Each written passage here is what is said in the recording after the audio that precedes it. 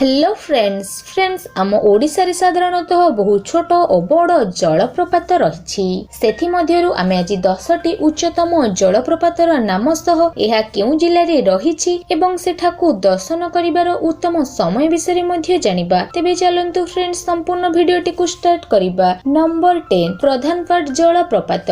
एही जलप्रपातर उच्चता 30 foot जहाकी 9 metre पाखापाखी। एही जलप्रपातटी देवगढ़ जिल्ला रे अवस्थित। देवगढ़ एहा 1 किलोमीटर दूर रही। एही जलप्रपातर शांत प्रवेश देवगढ़ को पूरा सुंदरमय मध्य कर देछि। ए जलप्रपातर निकटतम रेल स्टेशन होछि बिमलागढ़ जंक्शन। ए स्थानर दूरता भुवनेश्वर ठारू 622 किलोमीटर पाखापाखी। नंबर 9 फुलुरी झरणा जलप्रपात।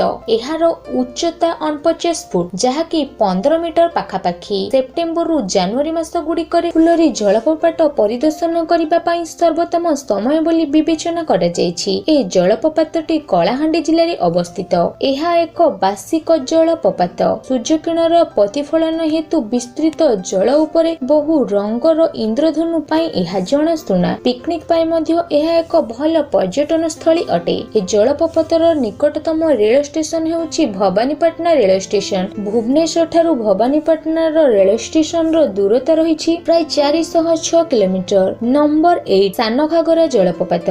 एहार उच्चता 100 फुट जहाकी 30 मीटर पाखापाखी। ए स्थान को दर्शन करिवार भल समय हेउछि अक्टोबर मासरु मार्च मास मध्यरे। ए जलप्रपातटी मध्ये केउझर जिल्ला रे अवस्थित रहिछि जहाकी केउझर सहरर मात्र 5 किलोमीटर दूर रे अवस्थित। हजार हजार पर्यटक प्रतिवर्ष पिकनिक एवं भ्रमण पई ए स्थान को आसी थांती। आपण जदि केबे केन्दुझर को आसुछंती त थरोटी निहाती भाबरे ए जलप्रपात को बुली आसंतु। आपनको निश्चिंत भल लागिबो। सानघागरा जलप्रपातरु बड़घागरा जलप्रपातर दूरता प्राय 3 किलोमीटर। नंबर 70 हेउछि बड़घागरा जलप्रपात।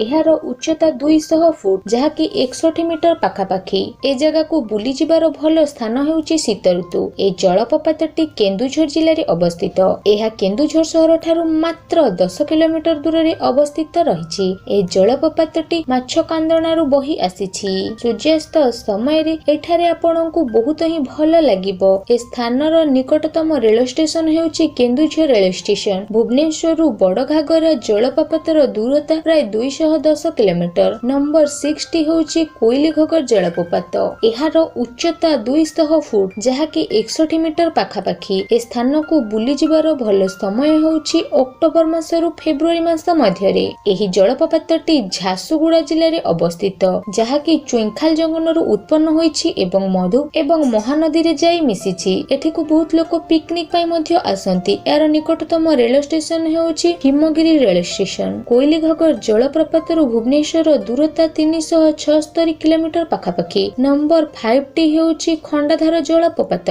एहार उच्चता 469 किलोमीटर जहाकी 152 मीटर पाखापाखी। शीत दिन रे ए स्थान को बुली जिबा बहुत ही भल लागि थाए। ए जलप्रपातटी केन्दुझर जिल्ला रे अवस्थित। एठाकू पर्यटक माने प्रकृतिर आनंद नेबा पई आसी थांती एवं पिकनिक करिबा पई मध्ये एहा बहुत भल स्थान अटे। ए स्थानर निकटतम रेल स्टेशन हेउछि नयागढ़ रेल स्टेशन। भुवनेश्वर रु ए जलप्रपातर दूरता 270 किलोमीटर पाखापाखी। नंबर 40 हेउछि डुमडुमा जलप्रपात। एहार उच्चता 574 फुट जहाकी 175 किलोमीटर पाखापाखी। ए स्थान को बुली जिबार भल समय हेउछि अगस्त रु नवेम्बर मास मध्यरे। ओडिसार सर्वोच्च जलप्रपात मध्यरु डुडुमा जलप्रपात अन्यतम। ए जलप्रपात ओडिशा एवं आंध्र प्रदेश राज्यर यथाक्रमे कोरापुट एवं विशाखापट्टनम जिल्ला रे सीमा रे अवस्थित रहिछि। पर्यटक माने ए स्थान को बहु मात्रा रे आसी थांती। एहार निकटतम रेल स्टेशन हेउछि भेजा रेल स्टेशन। भुवनेश्वर डुडुमा जलप्रपात को भाया NH16 रे आसिले प्राय 556 किलोमीटर हेबो। नंबर 3 जोरंदा जलप्रपात। एहार उच्चता 594 फुट जहाकी 181 मीटर पाखापाखी। ए स्थान को बुली जिबार भल समय हेउछि अक्टोबर मासरु फेब्रुआरी मास मध्यरे। जोरंदा जलप्रपात जहाकी बढ़ई पानी जलप्रपात निकटर द्वितीय स्थान रे अवस्थित रहिछि। एहा भारतर 19तम सर्वोच्च जलप्रपात भाबरे स्थान पाइछि। ए जलप्रपात मयूरभंज जिल्लार सिमिलीपाल जातीय उद्यान रे अवस्थित रहिछि। फोटोग्राफर एवं प्रकृति प्रेमी पई एहा बहुत ही भल जगह। ए जलप्रपातर निकटतम रेल स्टेशन हेउची बारिपदा रेल स्टेशन। नंबर 2 टी हेउची खंडाधार जलप्रपात।